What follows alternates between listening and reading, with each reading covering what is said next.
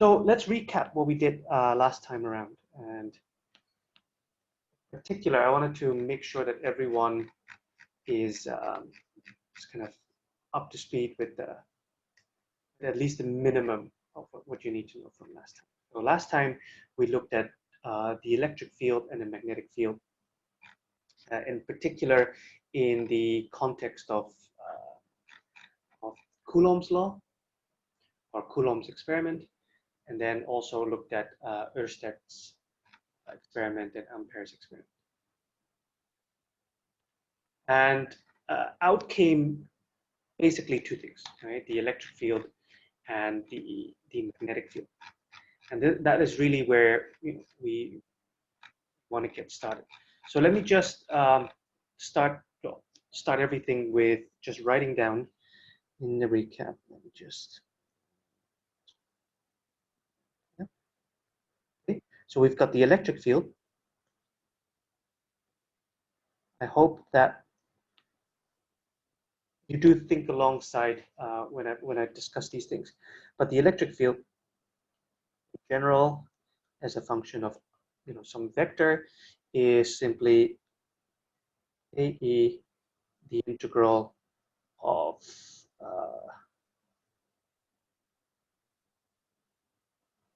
okay, sorry, I was just checking the chat. So R minus R prime, R minus R prime modulus, and I write dq here. And again, as a reminder, this dq could be could actually be written. Actually, no. Let me not write dq. Let me write it as rho prime dv prime. Okay. And so what this basically says is that we have the charge density integrated over all of the volume. So that is the electric field, and the magnetic field that we saw last time around is simply given by B again here. And now this is actually the Biot-Savart law. And the Biot-Savart law basically states the following. Now, let me get, okay. So that is the mu naught I divided by 4 pi. Actually, let me make things a little bit simpler. Just Km. Here, I'm actually going to write. I'm going to write it in a slightly different form. And in particular, I want to write here J, and I'll explain what this means. R minus R prime divided by R minus R prime and dv prime J prime. Okay. Now in this case, the J is just the charge, the current density, and dV is again integrating over the volume. So this is a volume density. So the regular expression that you may know from the Biot-Savart law typically uses this I, which is the current.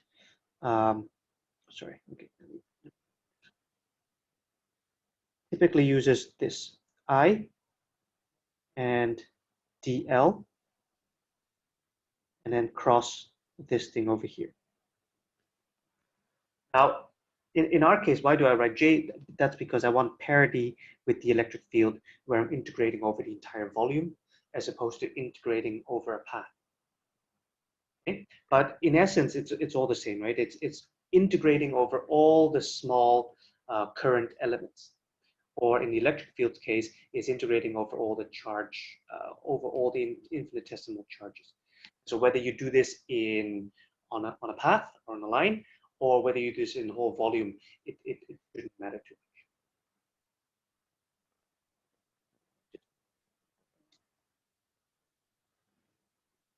much. Okay, so these are the two fields. And last time where we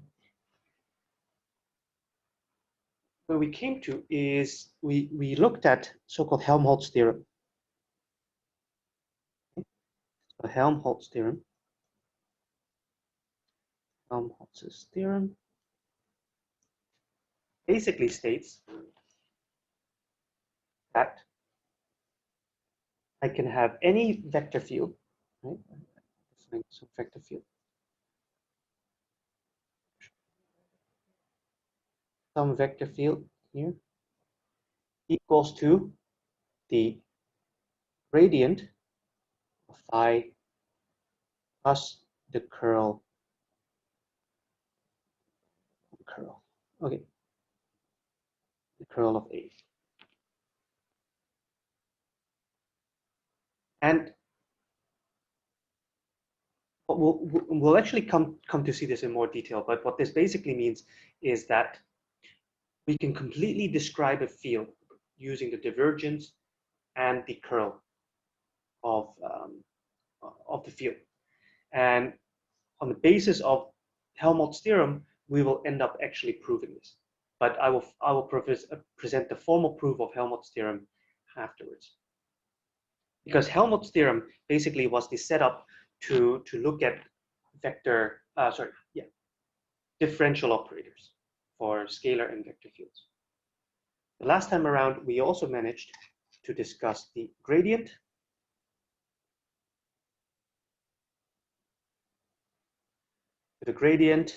here of some scalar field is simply x partial phi partial x plus y partial phi partial y plus ez partial phi partial z. Okay, so starting from a scalar field, we are able to produce a vector field. That's the gradient. And geometrically, the gradient is simply, if you imagine the surfaces of constant phi, right, constant scalar field, then the arrows are pointing in a direction perpendicular to these surfaces of constant phi. So that's the gradient. And the other thing that we did was the divergence. And the divergence, especially in Cartesian coordinates, is relatively simple. It's just partial AX, partial X, plus partial AY, partial Y, plus partial AZ, partial Z. Okay? And here what we're getting is we're getting a vector field, and as a result of the divergence, we're ending up with just a scalar or scalar field. Okay?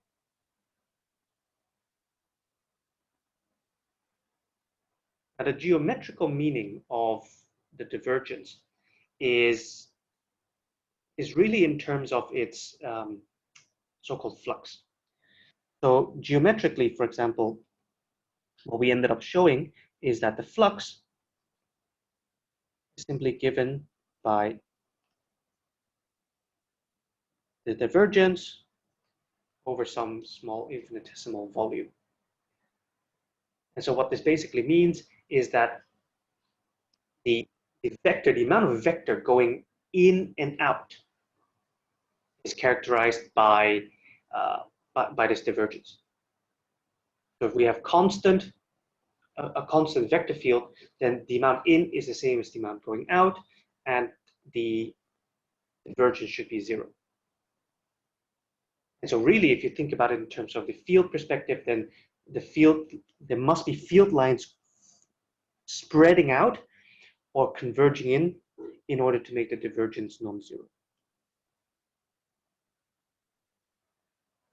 So these were the concepts that we discussed last time. I don't know whether there are any questions at this moment. I could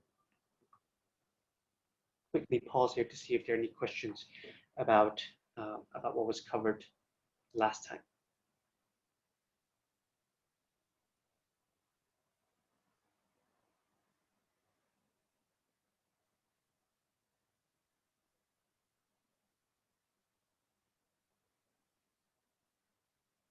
If not, then we can move on.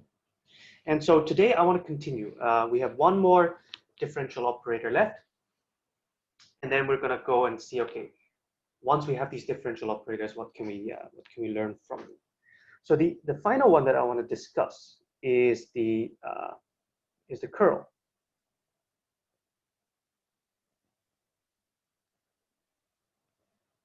Is the curl or rotation? And the reason why it's called this way will be clear later. But the curl is a vector operator. Sorry, it's a differential operator.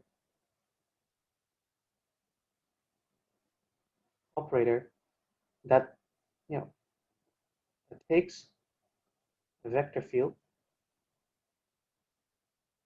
and then outputs another vector field.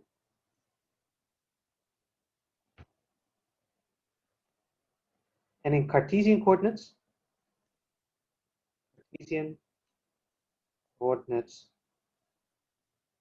the curl can be written as follows. So here is the curl of A equals 2.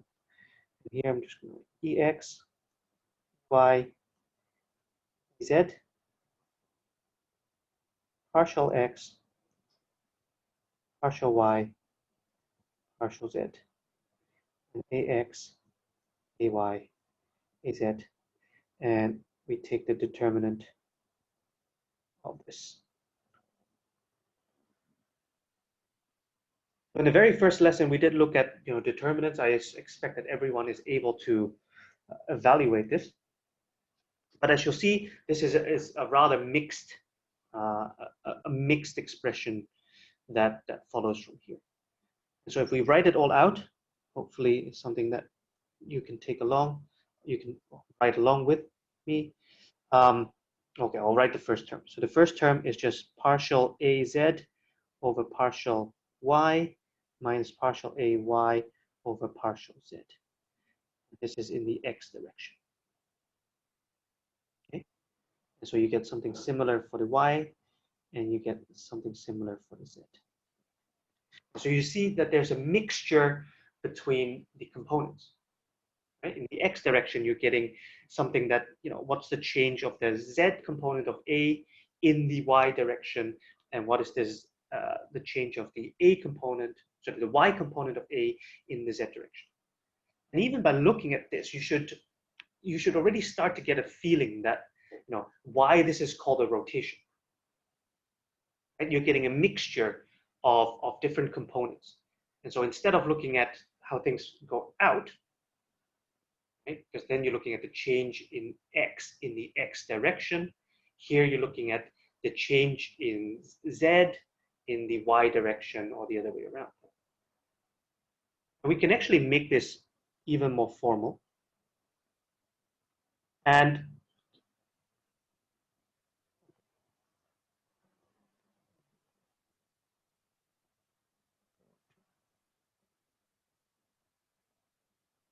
okay, so just a piece of nomenclature. If the curl equals 0, then this is called irrotational. And again, this is mainly because the curl actually describes rotation.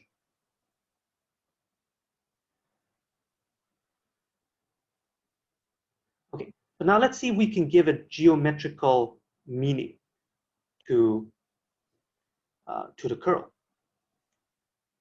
And in order to do that, we can actually consider something very similar to what we did before, but instead of a volume, we're actually looking at something that is that looks like this. So let me take a look. Let me draw something out for you.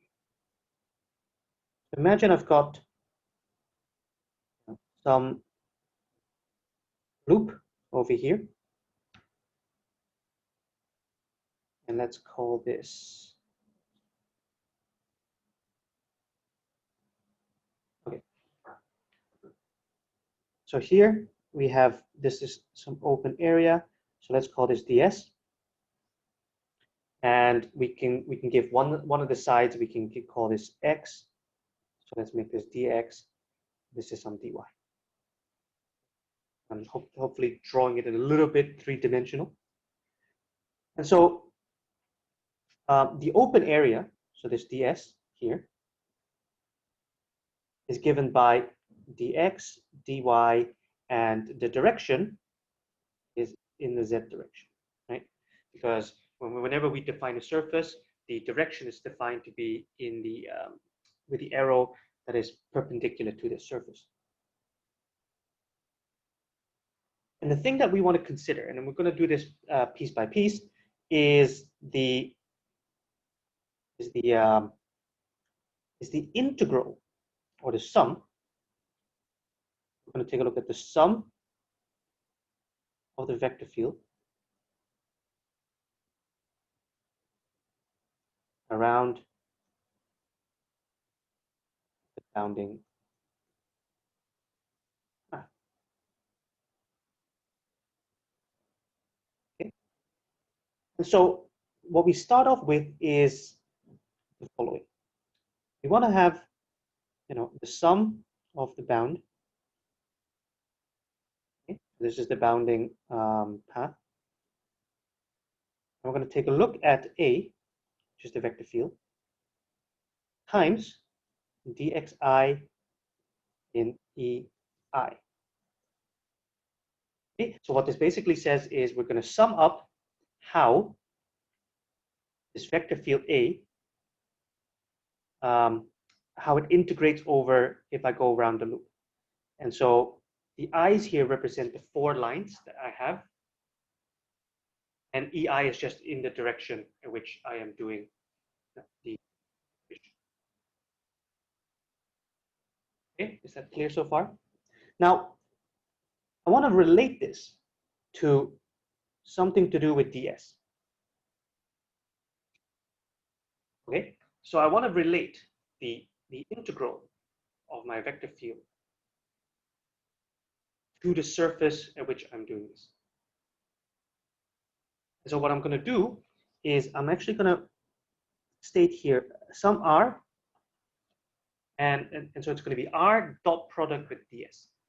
And this r is something that we will end up calculating. But it's the relationship between integrating the vector field around the loop and the relationship to its surface.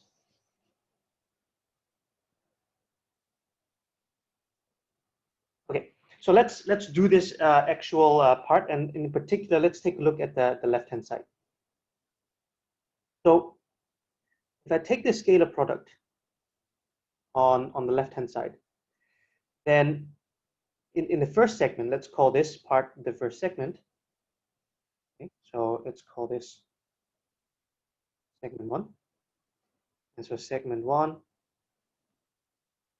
how would I consider this? Well, this is simply ax dx.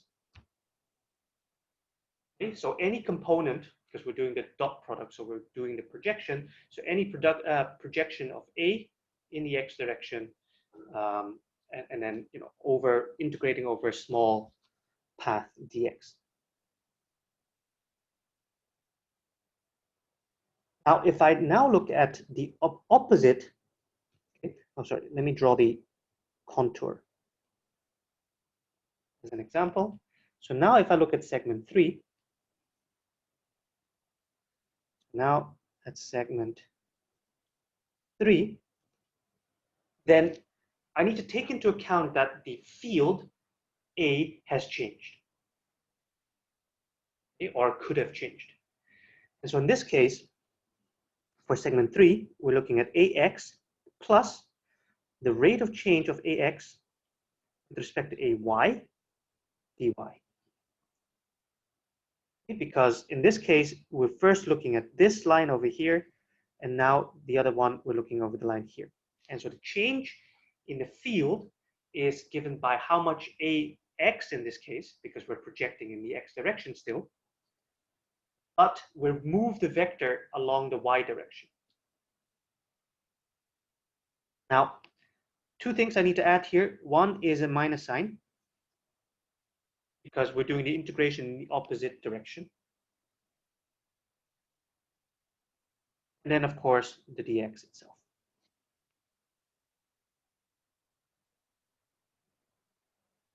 Okay, so again, to reiterate, I'm integrating a first along the x-axis over some length dx, and then I'm looking at the other side of the sum, which is here, but now it's in minus x direction, and taking into account the rate of change of ax itself.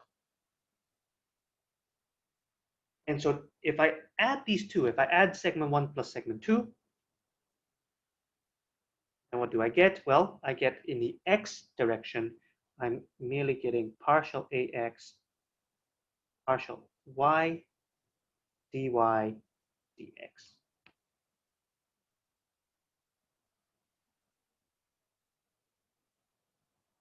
Okay. Now, similarly, so for segments 2 plus 4, I'm getting something similar, but now in the y direction. And so here, what I'm getting is the opposite. So it's partial ay over partial x and dy dx. Okay. So assuming that this is the positive y direction and this is the negative y direction, again, depending on exactly where you put the origin, which is not too important, then I can write the total sum. So this is a sum over the bounding path of a along some dx I e I is simply given by partial ay partial x minus partial ax over partial y dx dy.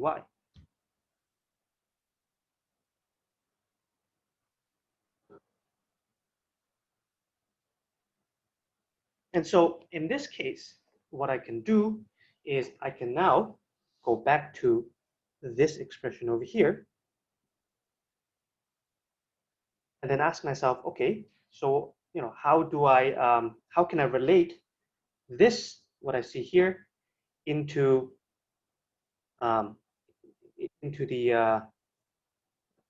into what I'm seeing here. So in this case, what I'm getting at is that I can now write R. I can now write this R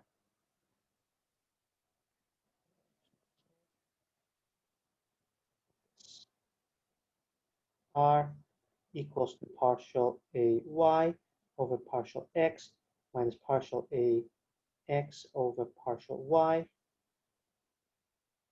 dx dy, in this case in the z direction,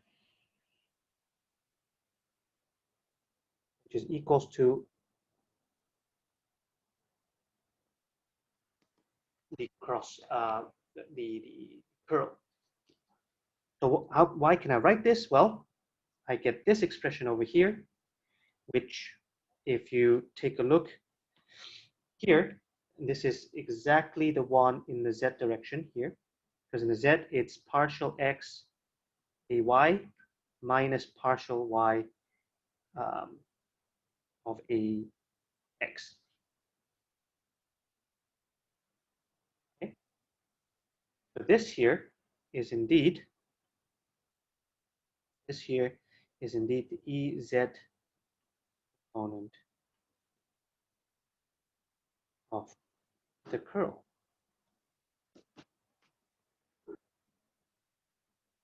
So relating this back to this ds,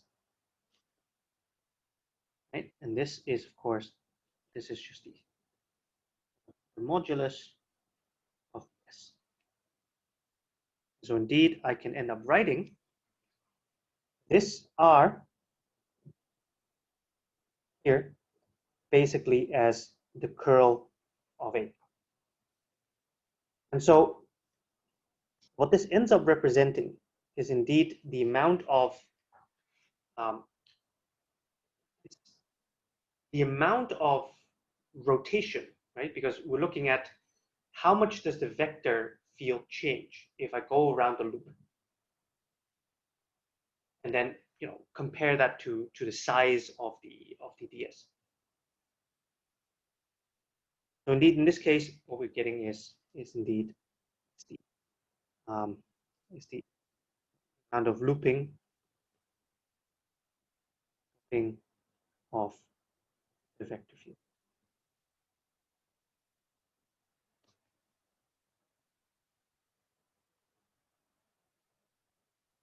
Okay. This is a good natural moment to take a quick break, 5 minutes, and then we come back and then we look at now that we have these differential operators, what happens if I do take multiple of them. Okay, so let's take a 5 minute break. Let's come back at 3:06, and then we'll continue.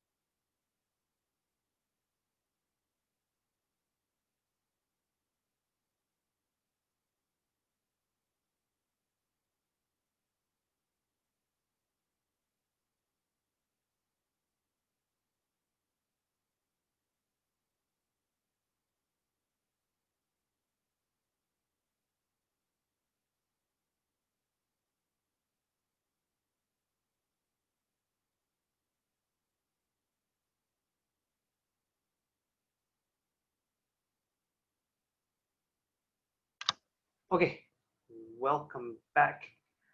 Let's look at some of the questions. So Alex is asking whether the exercise class videos will be uploaded.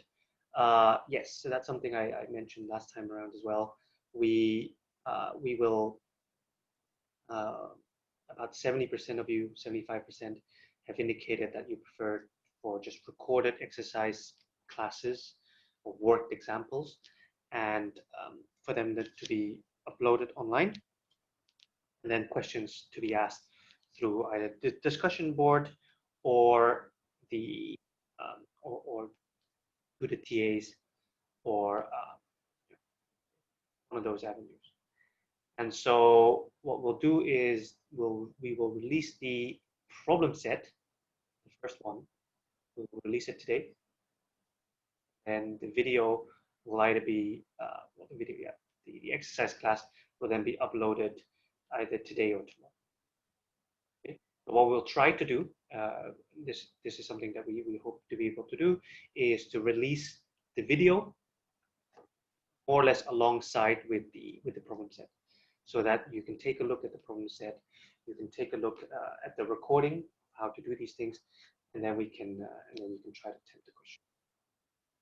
Okay, how does that sound?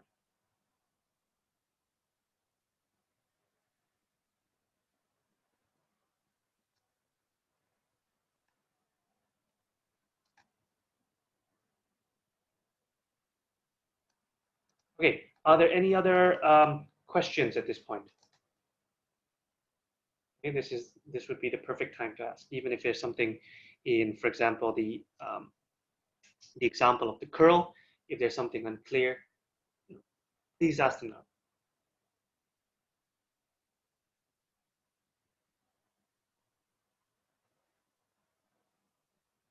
Okay, I don't see anything. In which case, we can move on. And so now that we've seen the three differential operators, right? We started with the gradient, divergence, and then we have the curl, this expression over here. So we have these three differential operators, and we can now start to think about, okay, what if I end up combining them? So the first thing that I want to show you, and I'm not going to prove these relationships because, I mean, they end up just being very tedious as something that you just need to go through by hand. There's no real physical insight that you can gain from them. But this is something that I do want to show you. And again, I will also release these alongside with the lecture notes. You will get these relationships alongside any exams and things that you need. But let me see if I can show you cut out of, okay. Ugh.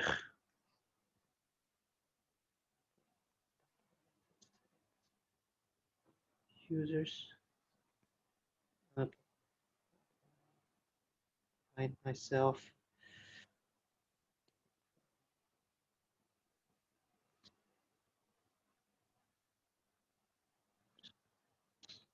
Come on. Okay. Here are examples of the vector of the differential operator relationships of sums and products of fields. As big as I can.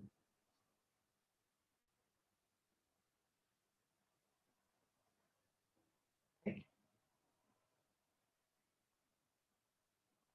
So this is just just at least, yeah, most of them what you'll need to know. Because here we look at the sum of two scalar fields and the gradient of that, and the this should be a dot here.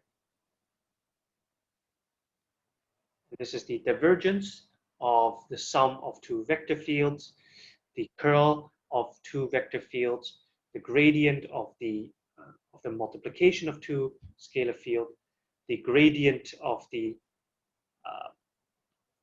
dot product between two vector fields, and so on and so on. Now, why is this important? Well, that's because at some point we will actually be using them. And for example, if we get to it this lecture, we will actually be using this one and this one. Okay? In principle, everyone, just with even with the simple expressions in a Cartesian coordinate, you should be able to prove these. And I may even, in the next problem set, ask you to prove one or two of these, just as something fun to do.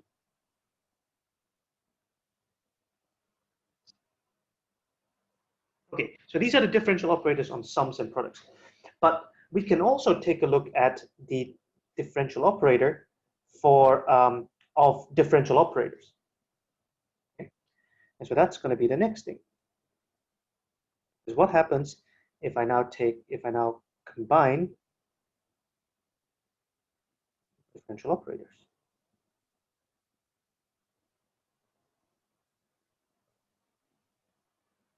And so there are 5 ways in which we can combine them. Okay? Actually, this is actually a good moment to see it, to test yourself. So there ought to be 5 ways to combine differential operators. And what do I mean by combine is, for example, if I take the curl of a gradient. Okay, so let me put it this way: 2 differential operators and either a vector field or a scalar field. See if you can think of the 5 ways in which you can combine them. I'll give people 2 minutes to think about it.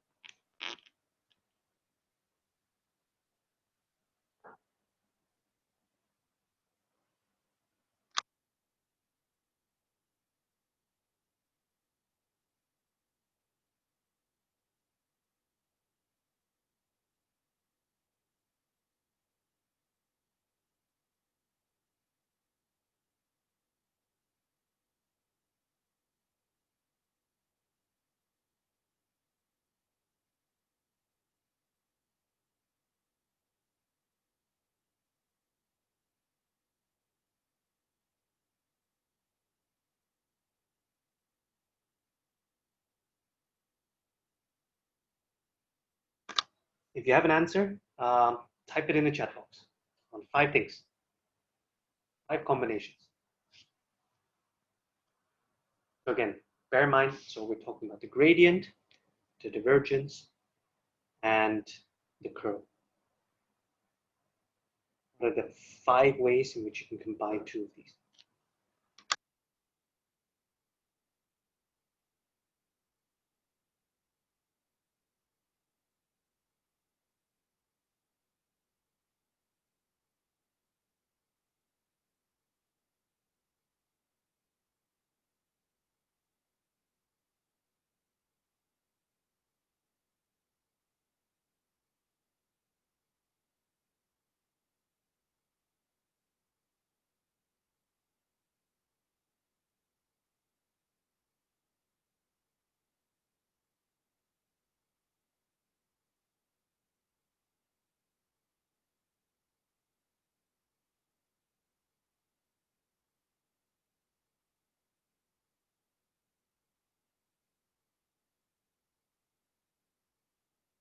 Sorry, I was muted.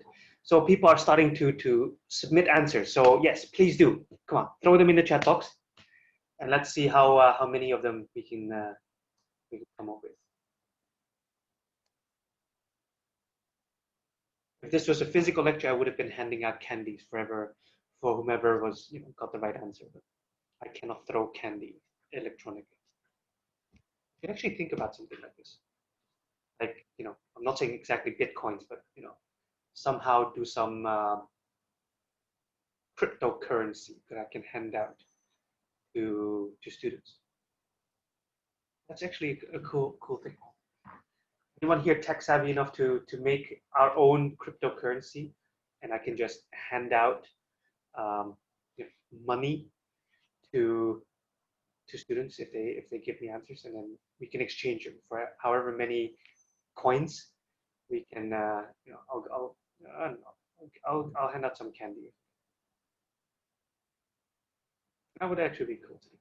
Okay, so far I've only two answers submitted. So the curl of the gradient, which is one of them. Yes, indeed.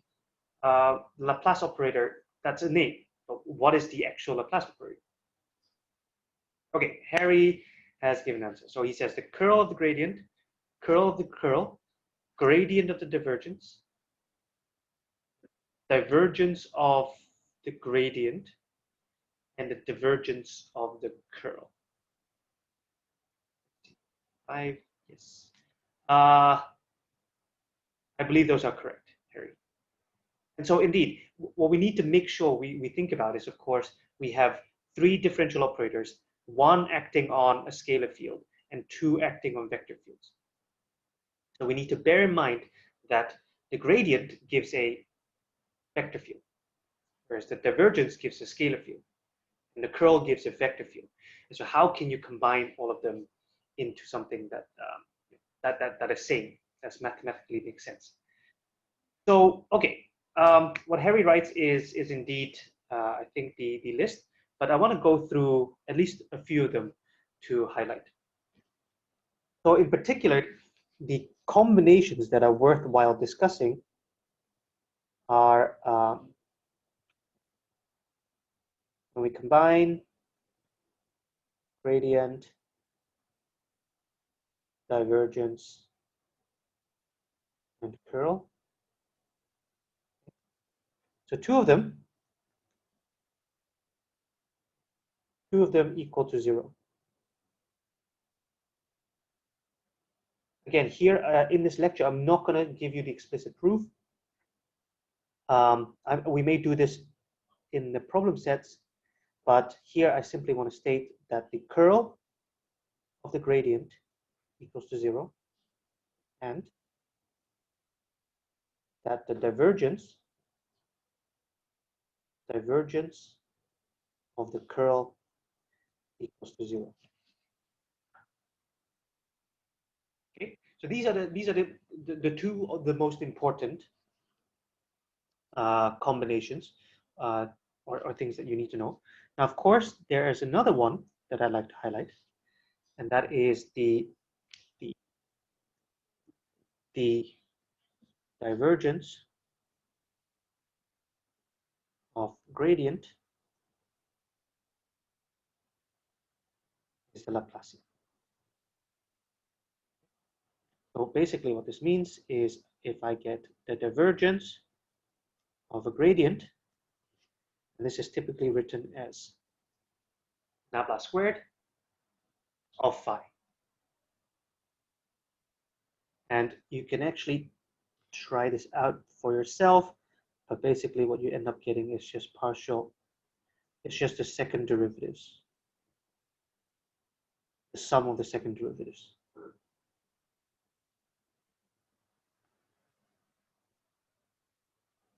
Okay. Now there's two remaining ones, which are not very interesting. So we've got the gradient of the divergence, and this just gives you a long complicated expression. But another one that pops up once a while, which we may use, is simply given by a less complicated formula, nevertheless not a very pleasant one either.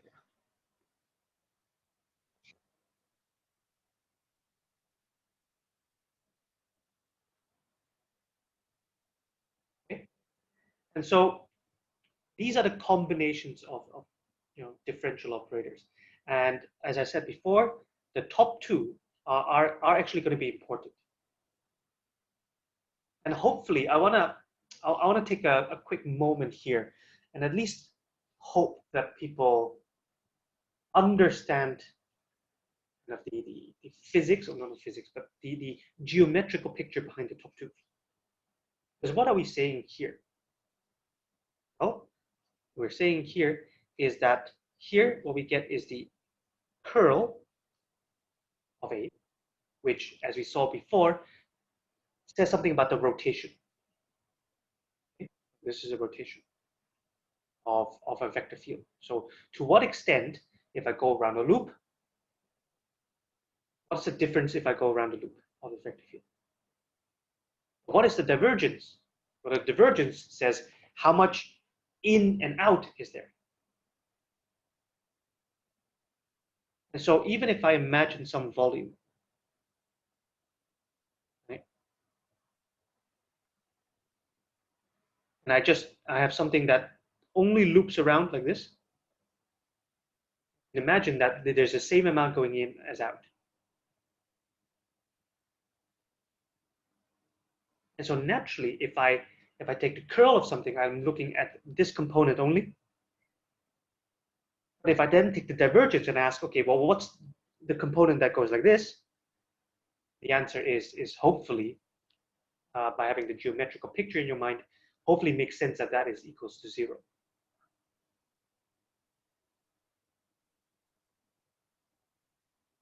And the same goes for the first expression, right? The gradient of phi, and we'll actually see it more in the other way around. The gradient of phi simply gives you something that it only has divergence. Right? It's a divergence of something. And the curl of that then naturally is also 0, because you're asking how much of this component is there of something that only goes like this. So hopefully this aspect is clear.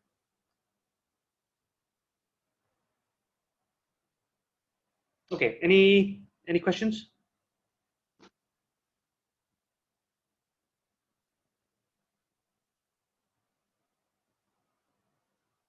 I take that as a no. Okay, so then it's time to go back to Helmholtz theorem. Okay, so before, all the way at the beginning, I merely stated that Helmholtz theorem that is written here, and now I want to do it a little bit more formally, and also now showing and proving that once you know the divergence and the curl of a vector field, and you have fully specified the field. Now, why am I doing this? I could have just basically stated the answer and say, okay, well, just trust me on this one. It's all fine. I don't need to prove it to you. But the reason why I want to also go through the proof with you is because you can actually see both the vector operations in action, and also how I always say vector, how differential operators act, and also how are they used in combinations, right? When I do the differential operators on sums, or if I take the differential operator of differential operators. So let's revisit Helmholtz theorem. Helmholtz theorem. We start by simply stating the following, right? Simply stating the theorem itself, which basically says that F equals to, okay, or any F can be written as the gradient of some phi plus the curl of some A. Again, as a reminder, this phi is just a scalar function. Scalar function. A is a vector function.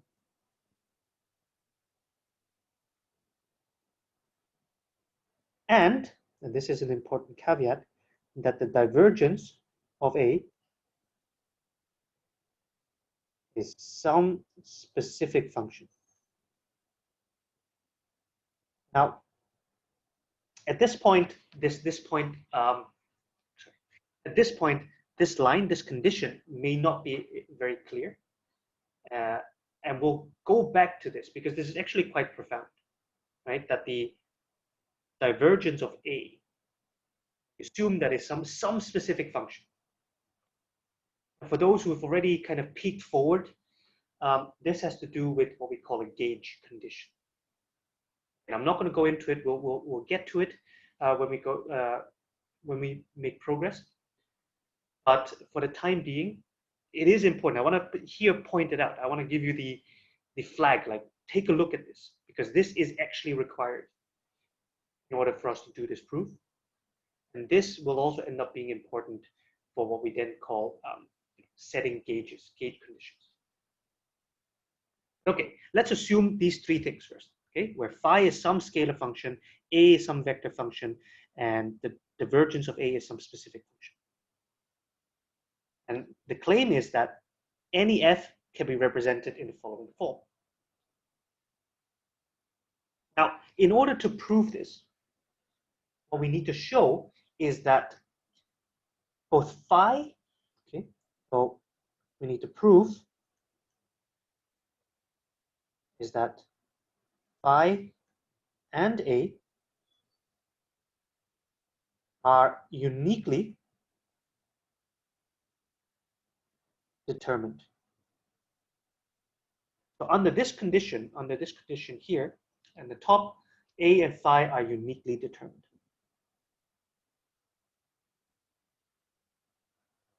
And so let's take a look at it. Okay, so the first step that we want to do is, well, make use of some of the relationships that we already know. So let's consider the divergence. What happens if I take the divergence of f? Now, I'll pause here for a quick second, and hopefully I want you to actually, take a pen, piece of paper, and write along with me, right? See if you can even be quicker than I am. So just take something in hand and just, okay, doodle. If I take the divergence of f, what happens? Give you a quick second.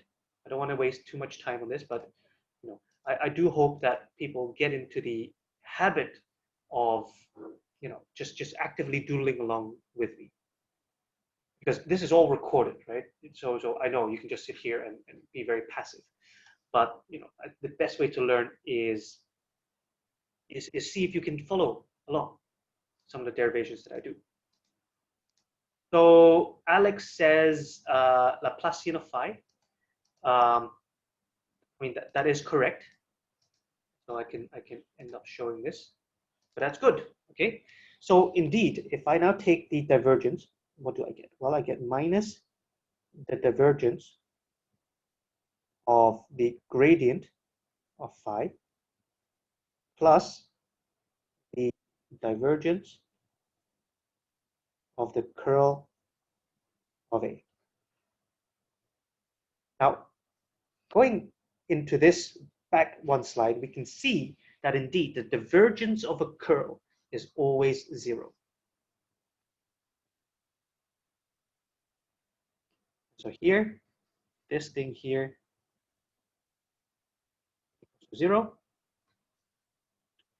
We can write this simply as the Laplacian of phi. Okay, we're gonna take a break here. We're not gonna consider this one further. First, we want to take a step in another expression, and now consider the curl. What happens if I consider the curl? Now I'm looking at the curl of f.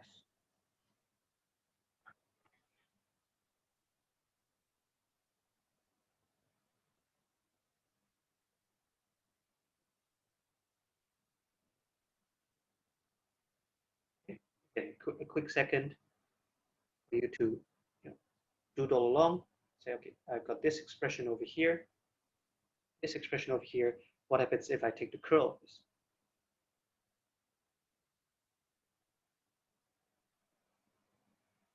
It's the gradient of the divergence of A and the Laplacian of A. Okay, let's take a look. So this is, let's see, grad divergence equals 0.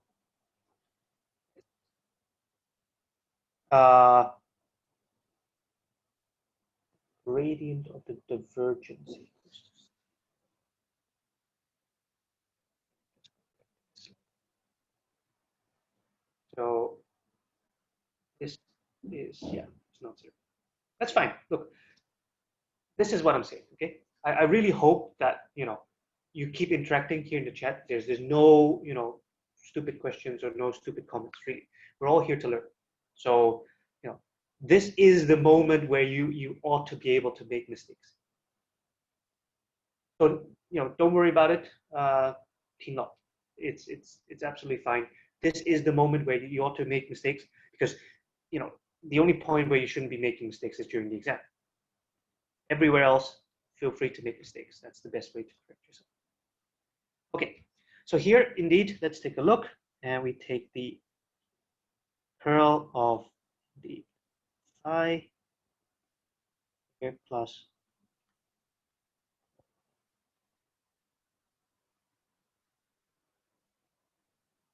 okay, now let's take a look at this expression.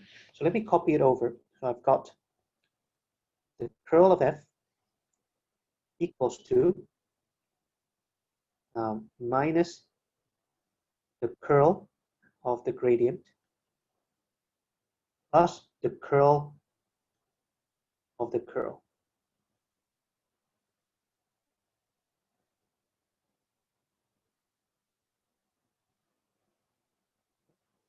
Now, what does this mean?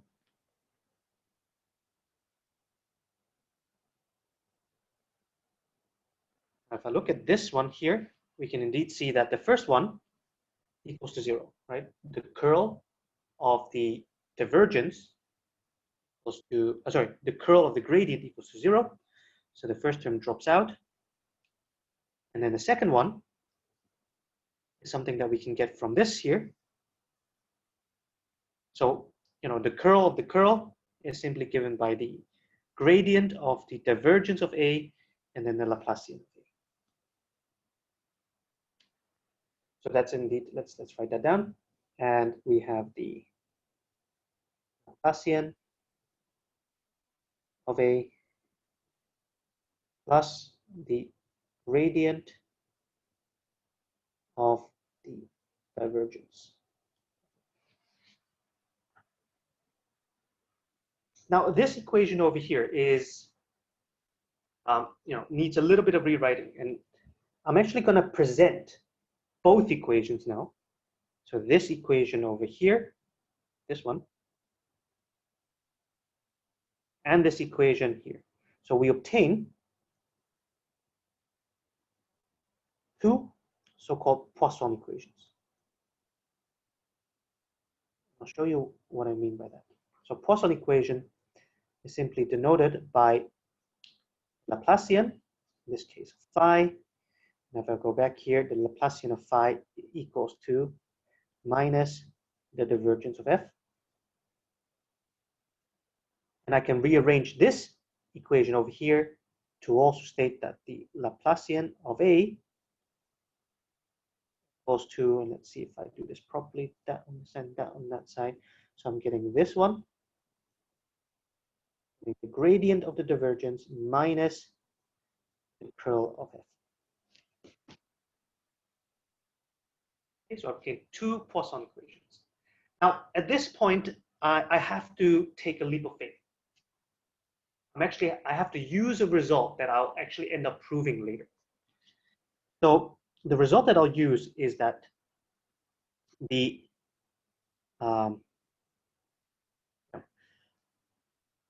there's a unique solution.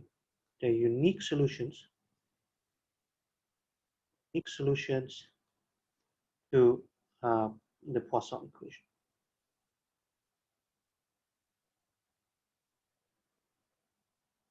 Of course, under the assumption or under the premise that the right-hand side is known. Of course, if you don't know what the right-hand side is, you don't get it. But in principle, the Poisson equation admits unique solutions, right? So there's only one solution once I know what the right-hand side is. And I hope at this point it becomes clear why this Helmholtz theorem is so powerful. or the result is so profound, right? That is because if I know the divergence of f, if I know the curl of f, and, right, this is the and I know what the divergence of A is, then I can uniquely obtain phi in A.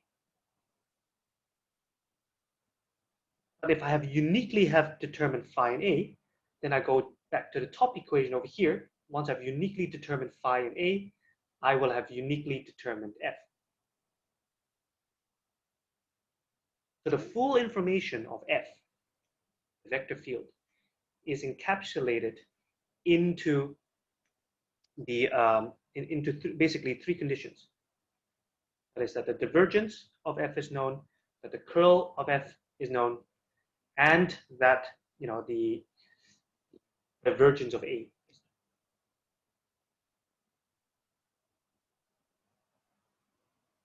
And again, those who have have either looked ahead or have paid good attention in 2041 will at some point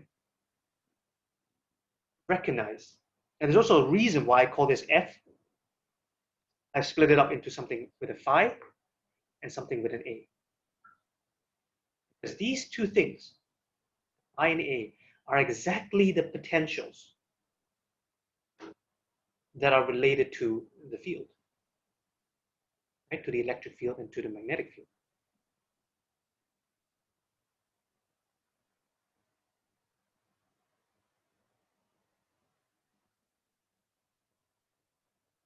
Okay, let's take a look at the question. So Alex is asking, can we add any vector B to F that curl B and div B are 0? Add any vectors B to F that curl B and div B are 0. Well, that's okay. It's an interesting exercise. Okay. The answer is yes. Strictly speaking, that's yes, right? Because we end up adding 0 to it. But the question more is, can you think of a field for which both the curl and the divergence equals to 0? What's the only option? A constant, or yeah, just no field, basically.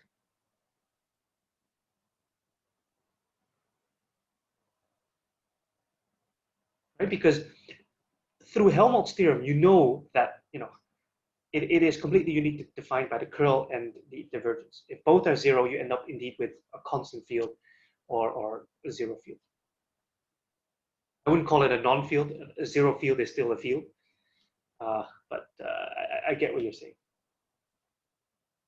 It's an interesting question. Good question.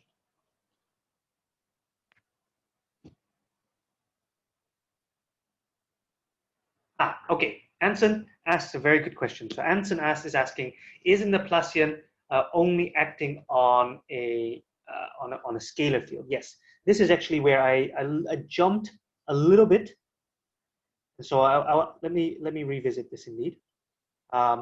So when you consider a Laplacian of a vector field, then what you're doing is you basically have 3 equations. So this over here is 3 separate equations. This here is basically of AX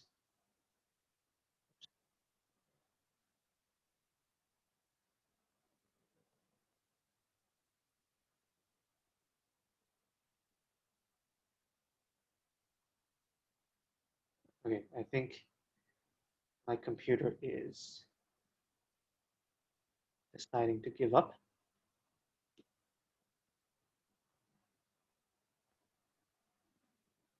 Huh. Okay.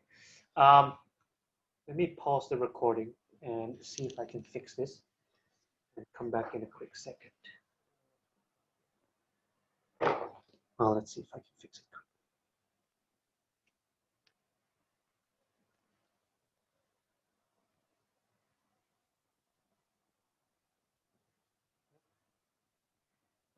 Just save first before anything happens.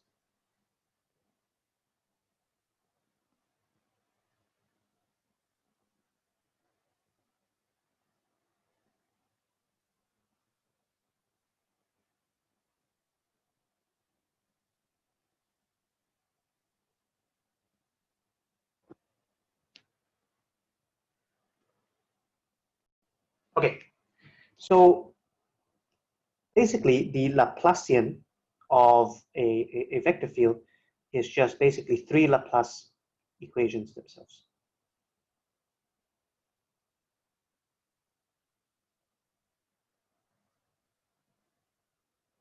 Okay, so Tinlock is asking whether I could repeat the argument why phi and A could be uniquely determined. Okay, so this is actually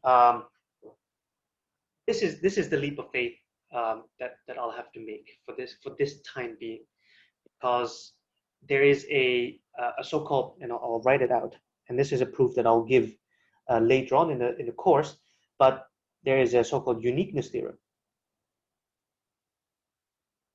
Uniqueness theorem for the Poisson equation. And so once I am able to write it as a Poisson equation, and I know what the source term in this case, what the right-hand side is, then the uniqueness theorem basically says that there is only one, there's one and only one solution to phi or to A. Now that is up to arbitrary constants, but that is a proof that I will have to defer to later. This is something that you will have to take. You will have to take my word on. But I will prove that later. Does that answer your question, Timo? Yes, yes. Thank you. Okay, good. Yes, and Anson, does that answer your question? Excellent. Okay, good. Any other questions? Or I carry on with other things.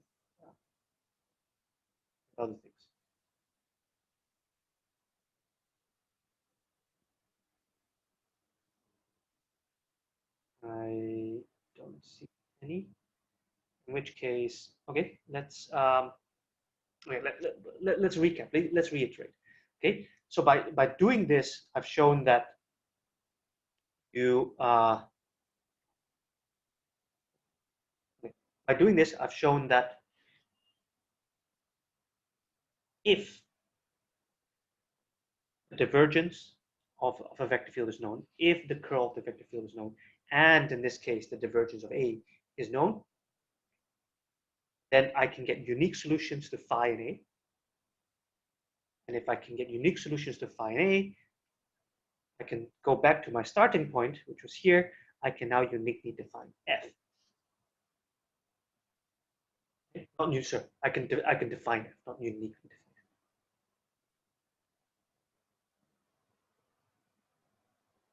The question is, are there any difference in the physical meaning between Laplacian of a vector field and a scalar field?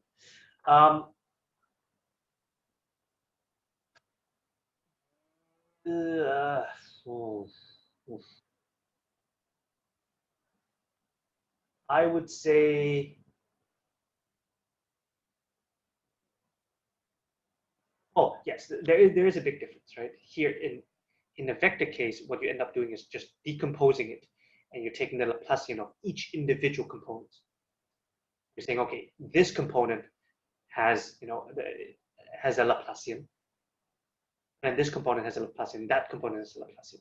And so when you end up getting them together, you get like this three-dimensional kind of geometrical differentiation that you do. But other than that, I wouldn't be able to give you something that makes it more intuitive. Yes, they do kind of represent more or less different things if you consider them kind of as a single object.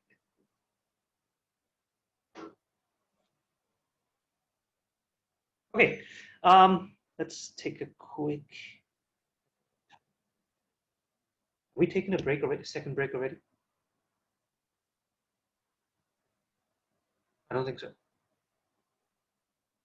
No, I don't think so. Okay, let's take a quick 5-minute break. We'll come back at 3:53.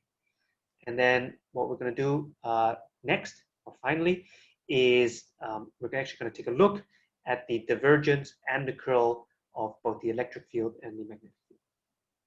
Okay, see you guys in a bit.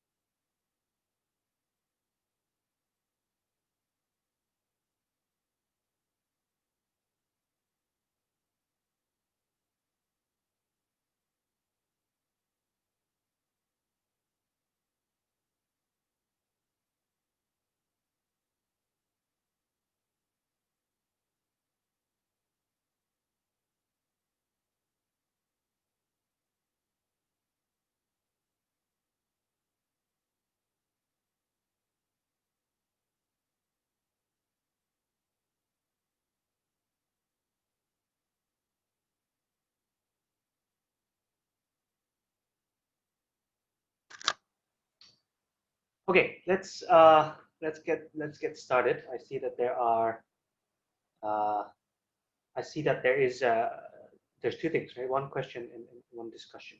So I am really happy with this discussion here, and I'm not gonna give an answer. That's very simple, because I think this is exactly something that I think, you know, it could. Oh, okay. There's two things. One, hopefully, you know, at this discussion is something that you will be able to present arguments for yourself. So only by me saying that, okay, the Laplacian of a vector field is basically three Laplace equations. It's just the Laplacian of AX, Laplacian of AY, and Laplacian of AZ. Well, show by actually, you know, writing things out, whether, you know, that would equal to the gradient of a divergence. Oh, right? Just pen and paper it. But it's an interesting, you know, it's an interesting. See if you can, you know, show by hand to see if there's any difference between the two things. If anything, you know, this is the ideal thing for the discussion board. So that's why I wanna nurture this a little bit longer, and see if you guys can you know, discuss with each other. Again, feel free to post this on the discussion board and take it from there. Okay? If you guys don't do it, then I'll throw it on the discussion board.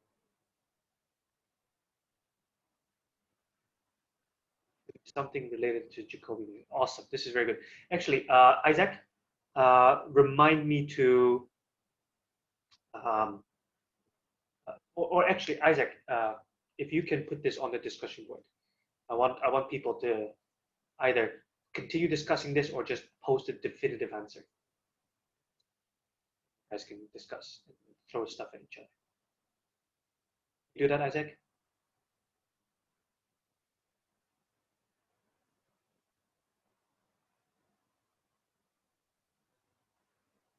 I think that is a yes.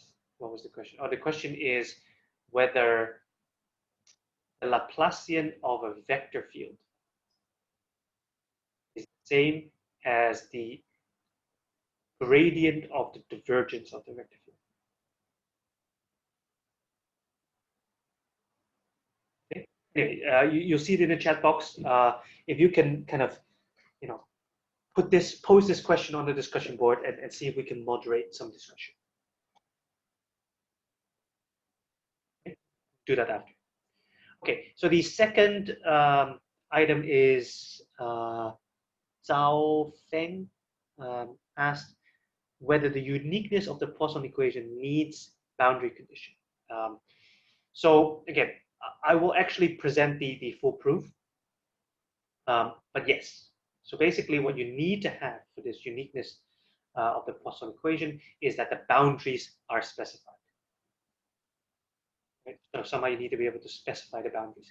Now, of course, in stating these equations, in stating that we know what the divergence of f is and what the curl of f is, in essence, we have specified the boundary conditions. Right? We could do with even less information. Right? We can just specify the boundary in order to just solve the Poisson equation.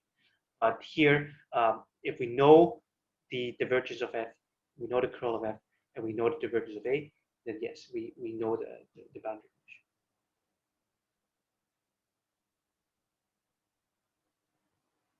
Okay. Let's take a look at the final thing I wanted to discuss, and that is the well, the divergence. Well, let's call them. Oops. Let's just call them the field equations. So now, what we end up trying to do is define the field equations. And B. So once we have those, now we have specified both fields. Now, in order, or before I do so for individual, I want to make I want to make a few notes first. So if I go here, then I take a look at this expression here for the electric field and the expression for the magnetic field, and that is, we see a common factor.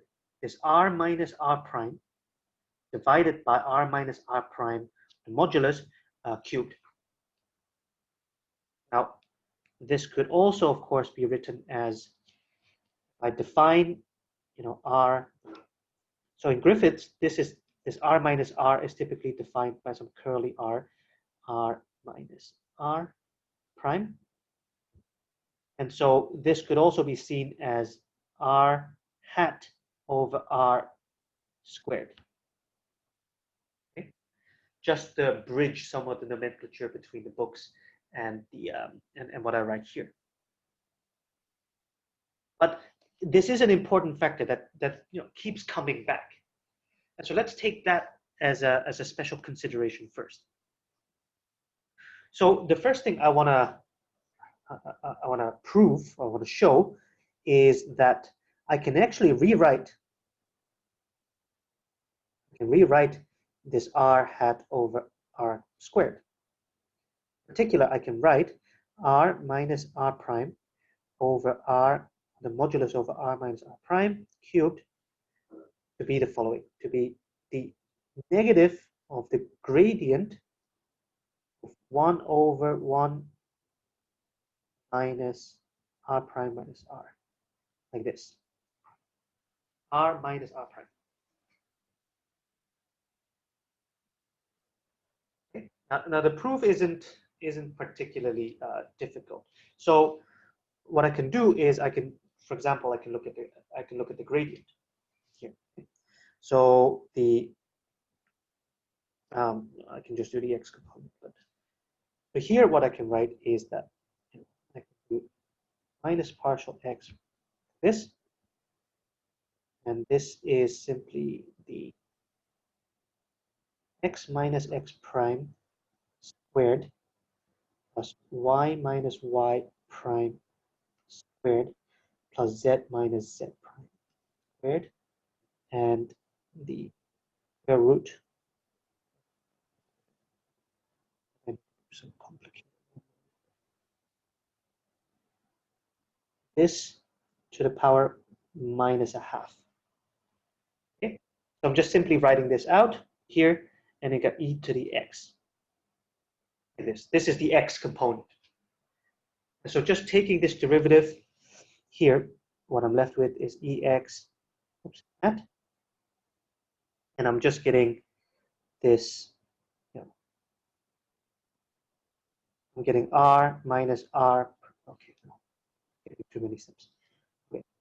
I'm getting x minus x prime squared plus, dot, dot, dot, all to the power minus 3 over 2 times minus a half, that, and then differentiating the inside, I get 2 times x minus x prime. Again, this is in the ex direction.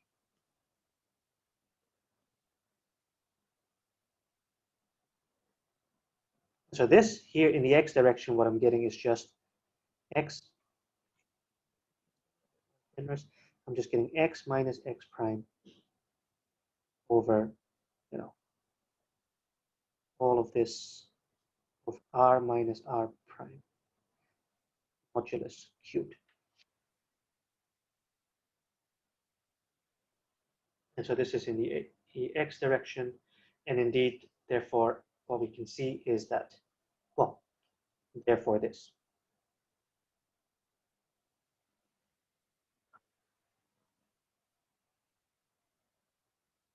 Okay. Showed it in the x direction, in the y direction, it's just y minus y prime, and then the cubed of r minus r prime. Okay. So that's the first thing that I want to note. And then the second thing is that the divergence of r hat over r cubed squared. So this here also has a special consideration to take. Prime over r minus r prime cubed. In this case here, what I will not show in this lecture, because it may be a little bit cumbersome. It's a little bit easier to show it in a different coordinate system, in the spherical coordinate system, or it's more easy to understand.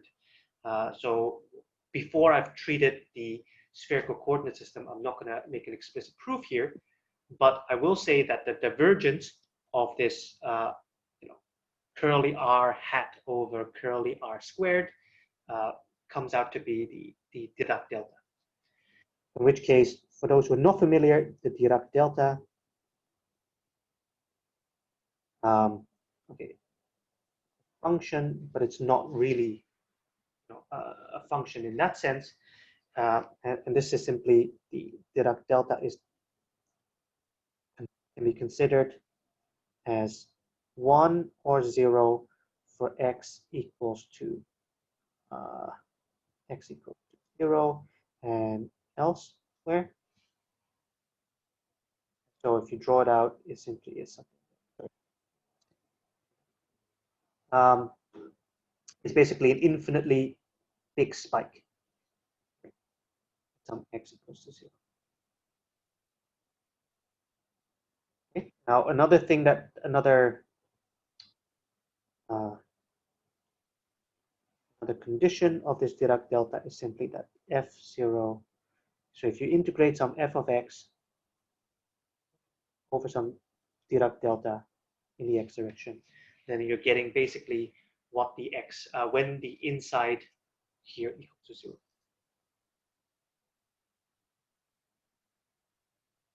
Okay. So those are the two things that you need to know about this r minus r prime over r minus r prime cubed.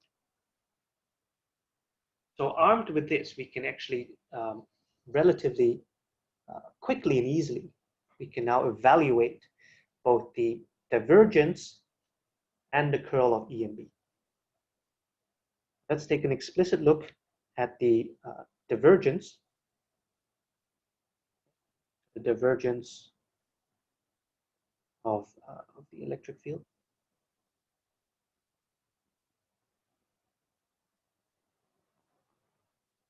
So now if I consider the divergence of the electric field, and I'm just considering the divergence of the original expression that we have, so it's 1 over 4 pi epsilon naught integral over some volume, this is some rho,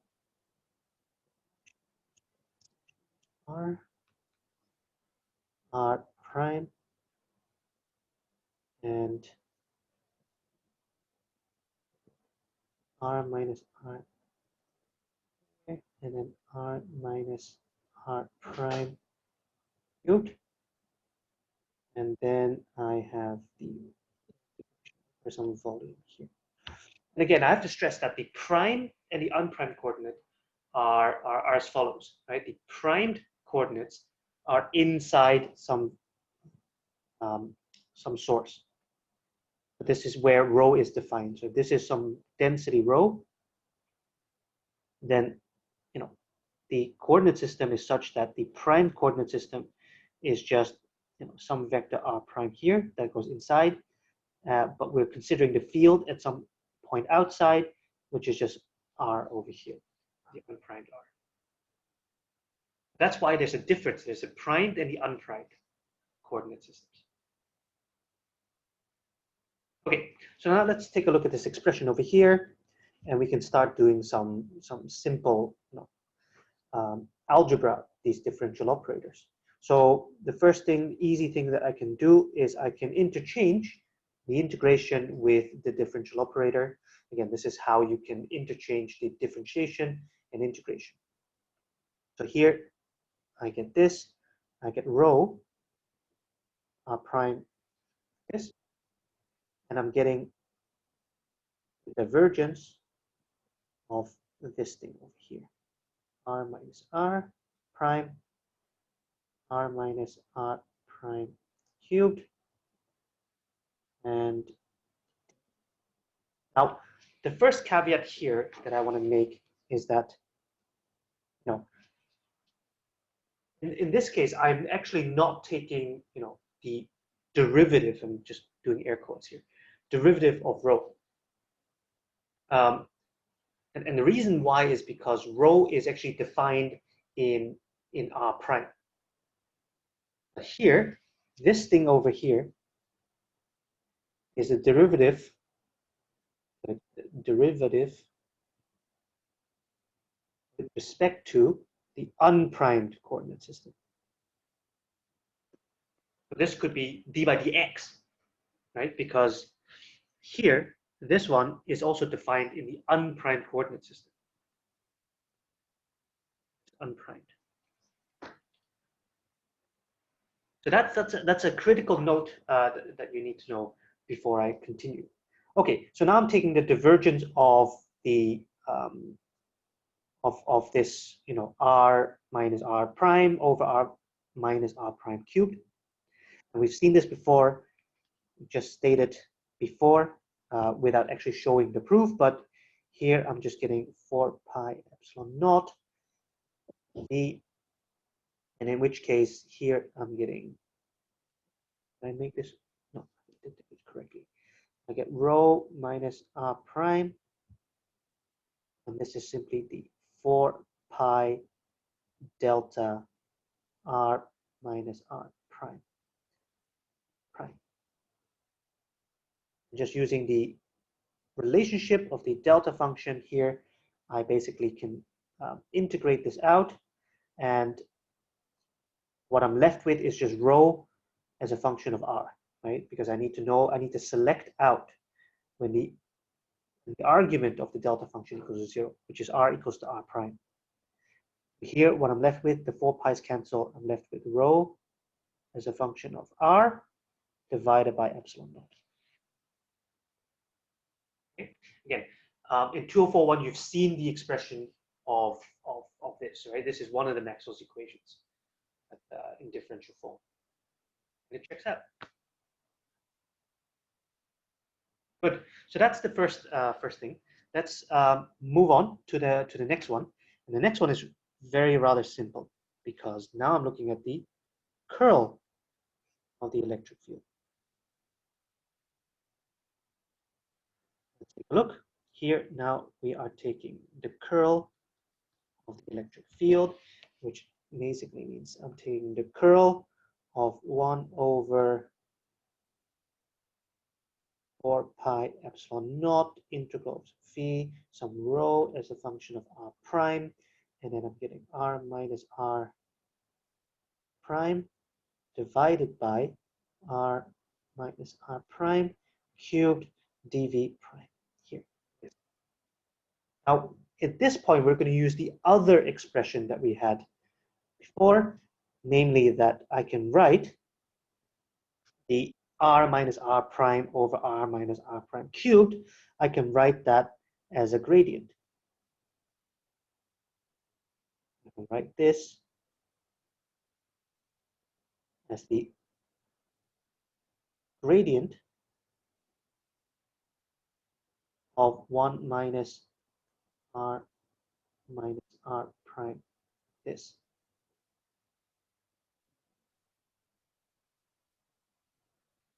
And so indeed, when I take the curl, right, when I take the curl inside the integral over here, I'm getting the curl of a gradient.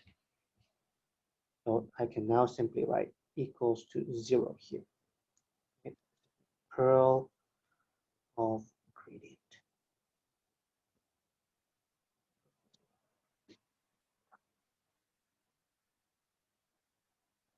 So now I have two Maxwell's equations already. Okay, I've determined the divergence of E, and I've determined the curl of E, and these give me the two Maxwell's equations. Okay, so let's pick up the pace and let's see if we can follow on with the rest. In particular, let's take a look at the divergence look at the divergence of B. Divergence of B. Okay. So now I'm looking at divergence of B, which is simply the divergence of mu naught over 4 pi integral over some volume, and now I've got J prime. Okay, and this is again just to remind people that we're now in a prime coordinate system. When we look at the source, and again I'm getting this r minus r prime divided by the modulus of r minus r prime cubed dv.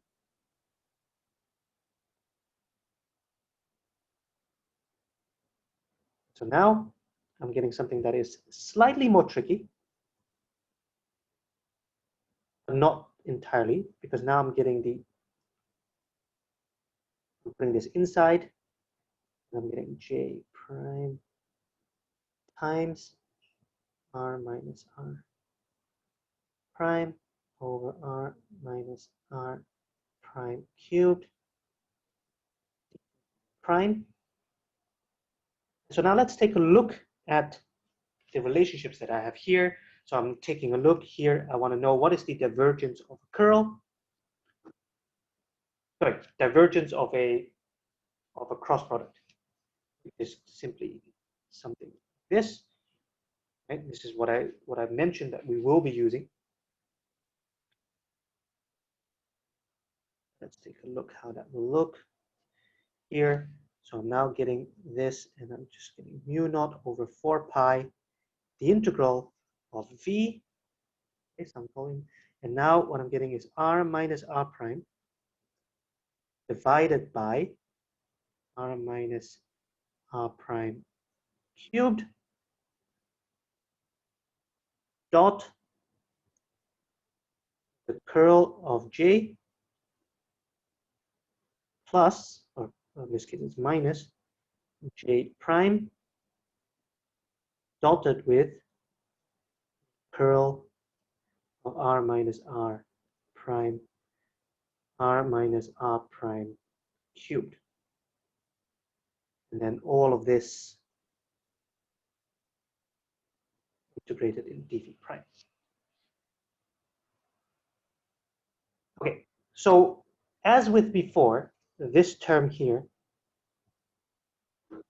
goes to 0, right? Because when I looked at here, if I take the curl of a of this here, but this is simply the gradient of something, then I'm getting 0. Now the first term, again, this is something that I noted before, I hinted at before.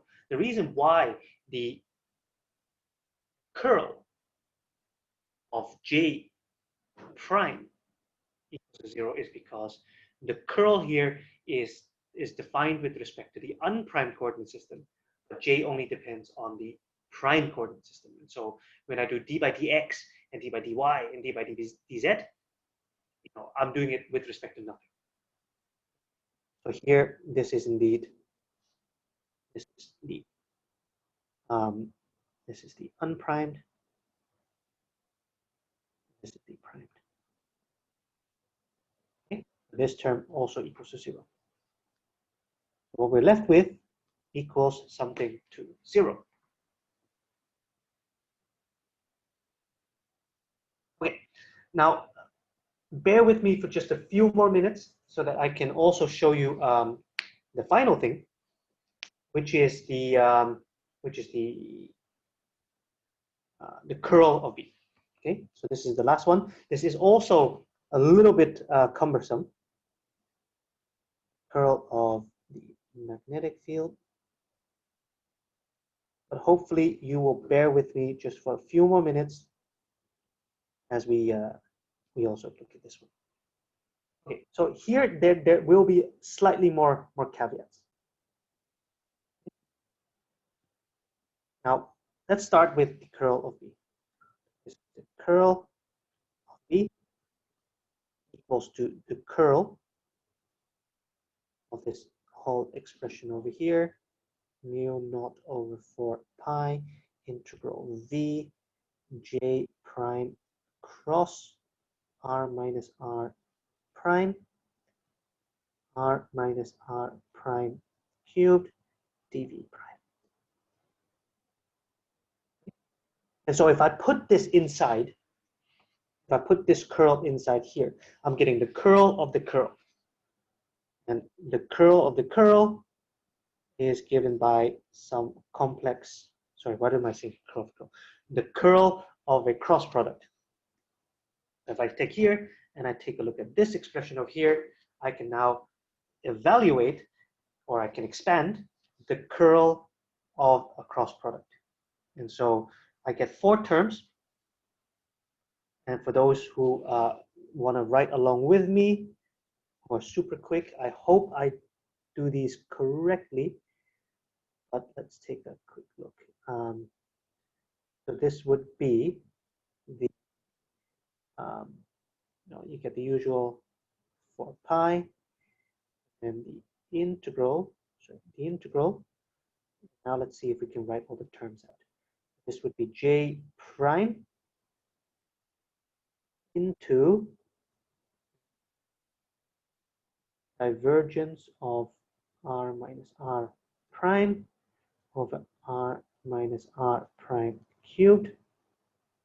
That's the first term, minus, let's see if I can, R minus R prime, R minus R prime cubed, and then divergence of J plus, I just keep going here, I'm getting the R minus R prime, R minus R prime cubed, and into the nabla, and then J prime minus J prime dotted with nabla of this field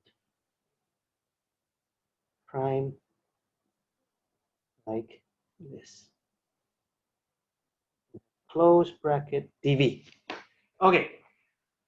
Anyone attempt to write along with me here? Or am I just doing stuff for you guys? No, that's what I was expecting. Good. Okay.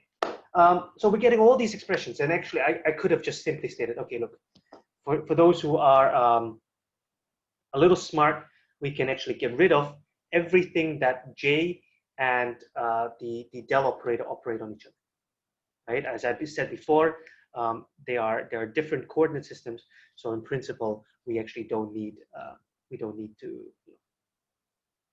operate this on one another.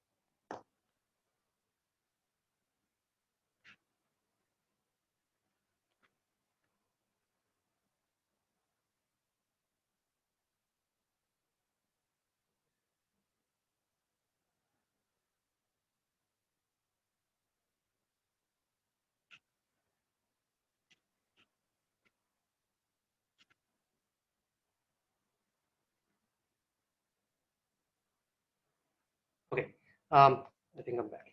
Okay, so indeed, I can now check off all the terms that are where J and the operator, the nabla operator, act on each other. And so the only things I have left are the following two are, let's see, this. Okay. So I have this here equals to 0, and I have this here equals to 0, where indeed this ends up operating on this, and this ends up operating on So I should have two terms left here, where the first term, I'm just going to write this out, 2, and so I should have J prime, that came out really very much like the nabla prime. So J prime, and R minus R prime, R minus R prime cubed, minus, let's see if I get it correctly, J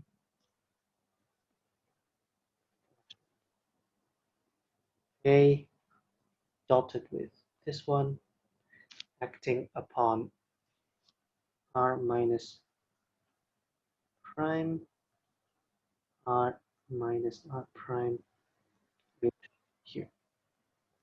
D.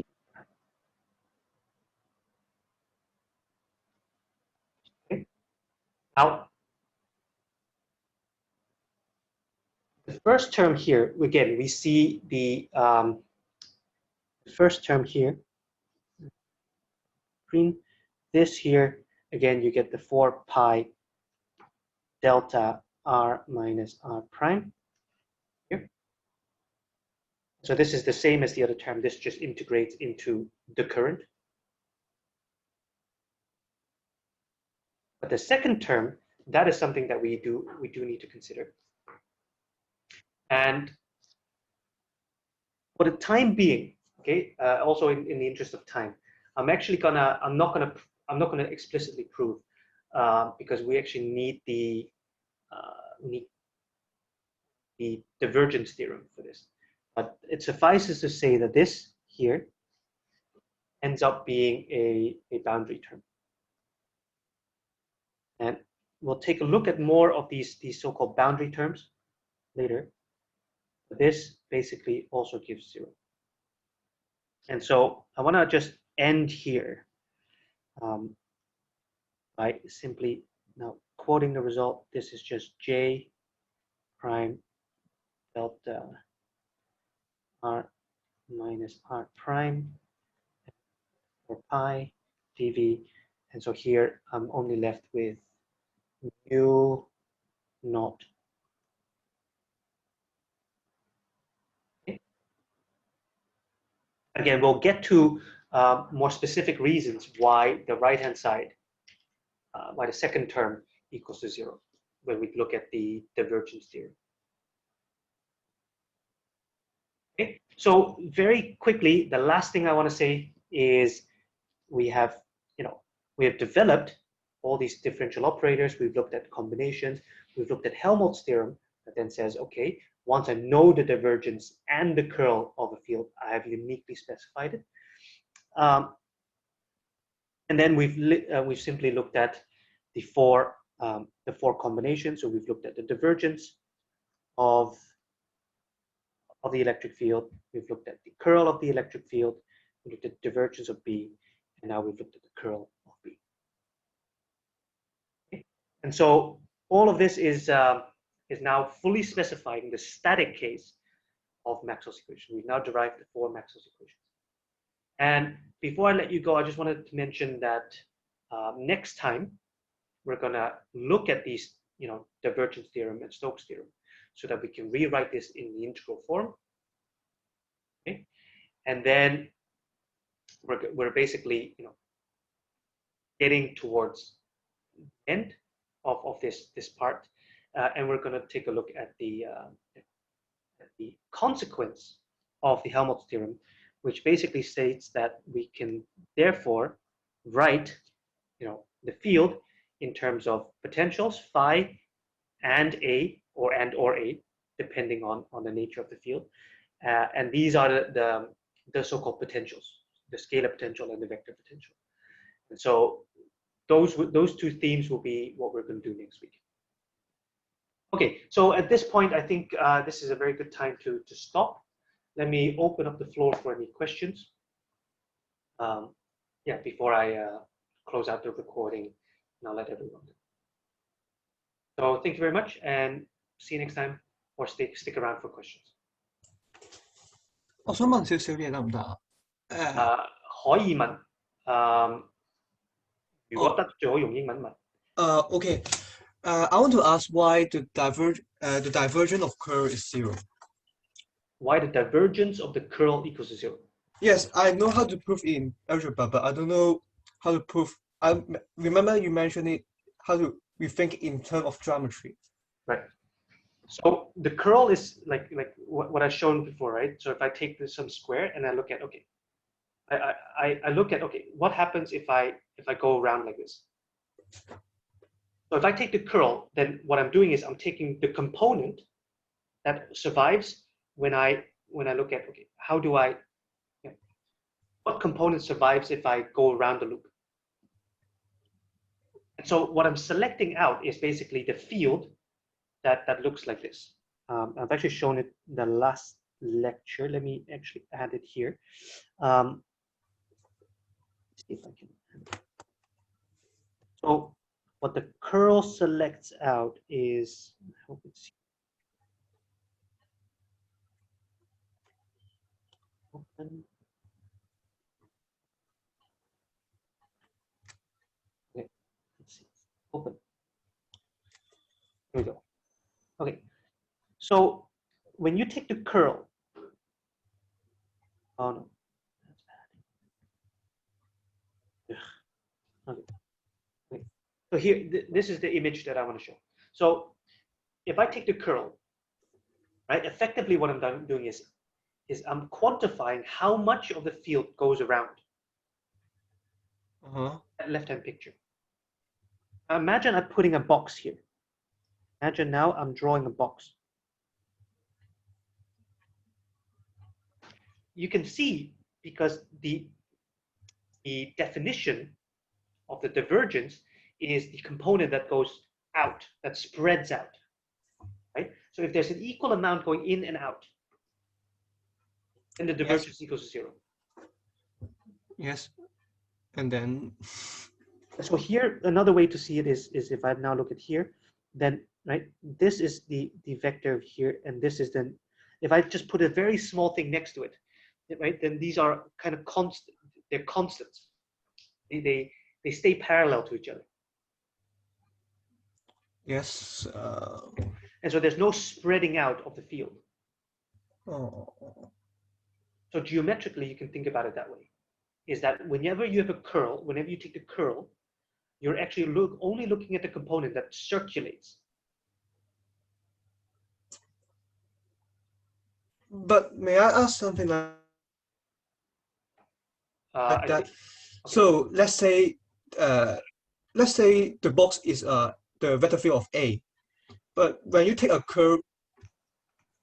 curve of it, is it still another loop or something like rotations? Okay, so what I'm talking about in this case, A is any generic field, right? This box is not A. This box is just, some volume I'm considering.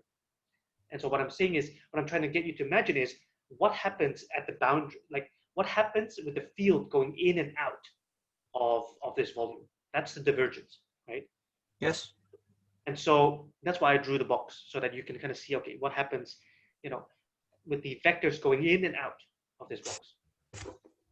Oh, And so another way to look at it is if I take any generic field, vector field, it could literally look like this, right?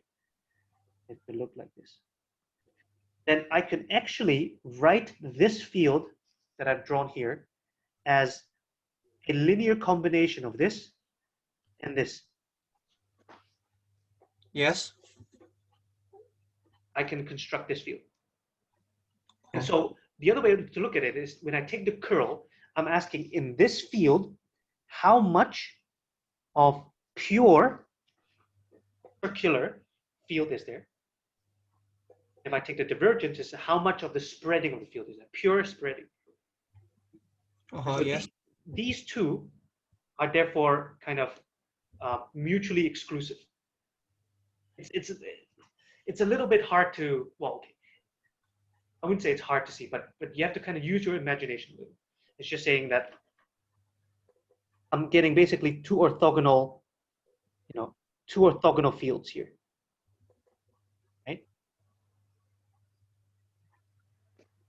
And so it's basically also, you can think about it in terms of a decomposition in X and Y direction.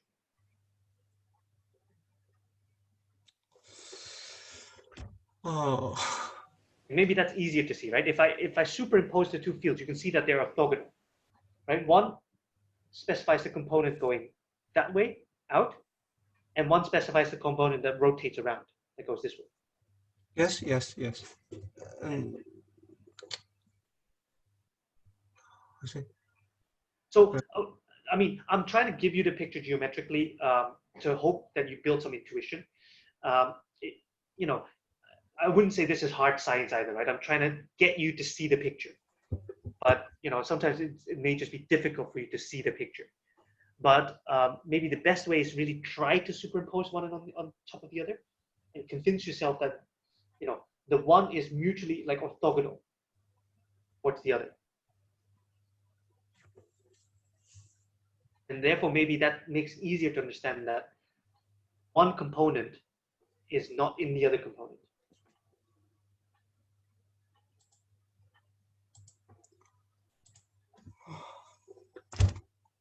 I hope that helps a little. It's a little bit hard to kind of to draw and things and to see it geometrically.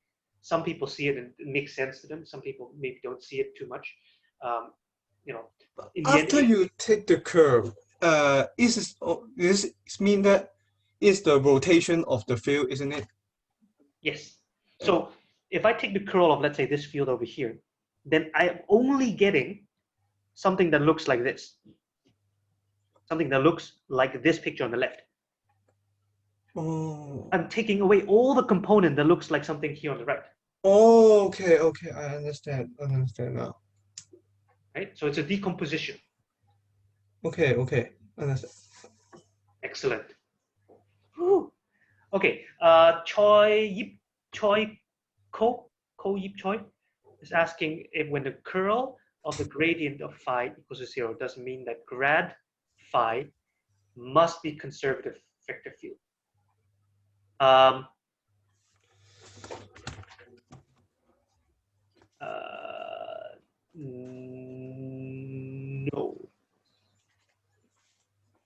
No, the curl of the grad is always 0.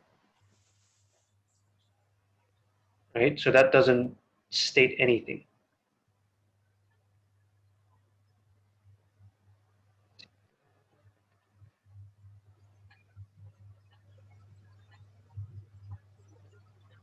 Did I lose? Let me try to get this out. Where did I put it? Curl, this, and here's this. Yes. Right. So the curl of a gradient is always 0. But it doesn't mean it doesn't say anything about grad phi. But the thing is, when you can write, okay, let me put it this way. When you can write a vector field as a gradient, then it's a conservative vector field. Does that make sense? So your argument, the way you phrased it, is not correct. Right? It's not because the curl of a grad equals to 0 that that is a vector field.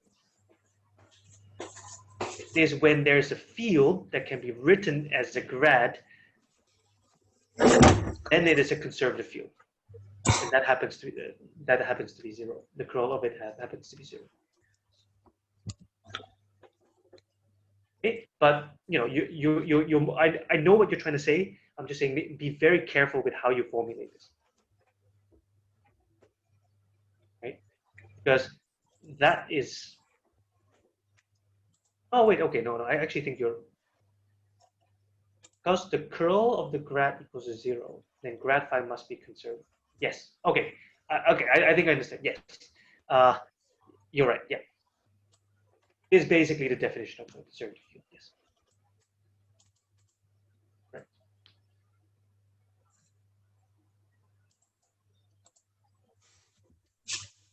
Any more questions before I at least close the recording And then Professor, I would like to ask about the prime and unprime. When do we need to consider the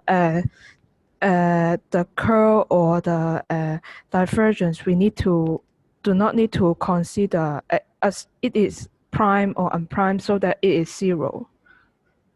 oh, okay. So basically, when I do the divergence of E, let's say, right? Now E is only defined, or E is defined with respect to R, unprimed. And so when I take the divergence, then this is also, I'm going to abuse notation a little. This is also a function of R unprimed. The thing is, when I have something that acts upon unprimed, but my quantity is only defined with respect to the primed, then this always equals to 0. Right? So let's just say, okay, d by dx of x prime equals to 0, right?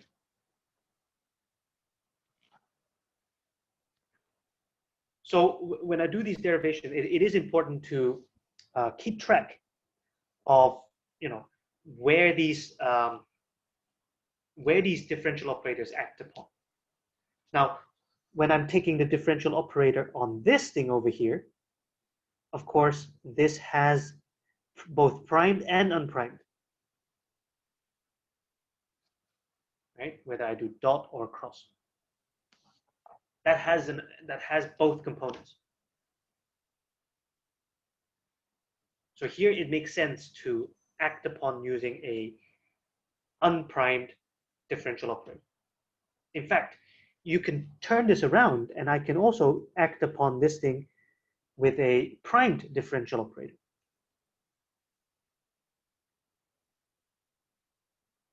Right? This is also possible. In fact, these are related to each other with a minus sign.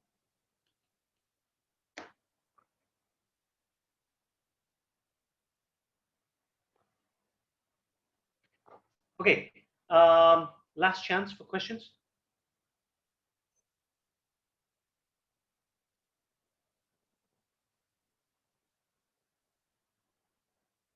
Going once, going twice. I am going to stop the recording now. Stop the recording.